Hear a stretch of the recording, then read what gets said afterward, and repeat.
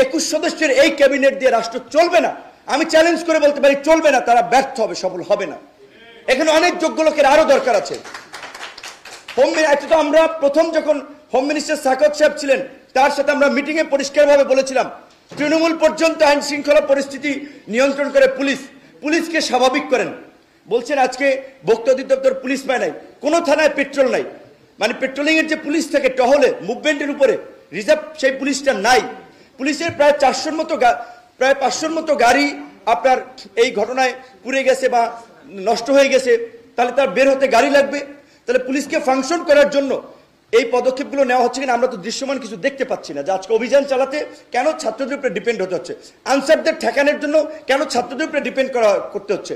তো এখন প্রশাসনের মধ্যে এই যে 15 বছরে যাদেরকে প্রমোশন দিয়ে যোগ্যতা না থাকা সত্ত্বেও উঁচু পদে অধিষ্ঠিত করেছে, তাদেরকে রিমুভ করতে হবে। সেইটা এখন পর্যন্ত সব জায়গায় করা হয় নাই। হ্যাঁ, সময় লাগবে, কিন্তু ফাংশনটা তো করাতে হবে পুলিশকে। এখন পর্যন্ত পুলিশি ব্যবস্থা ফাংশন করছে না, এটা খুবই অশনি সংকেত, খুবই অশনি সংকেত। এখন আবার ধরেন আমাদের এই বিপ্লব, কেউ বলছেন বিপ্লব, কেউ বলছেন গণ অভ্যুত্থান, কেউ বলছেন ছাত্র জনতা নাগরিকদের অভ্যুত্থান। তো এখন সেটা নিয়ে এবার যারা একটু বুদ্ধিভিত্তিক লাইনে আছেন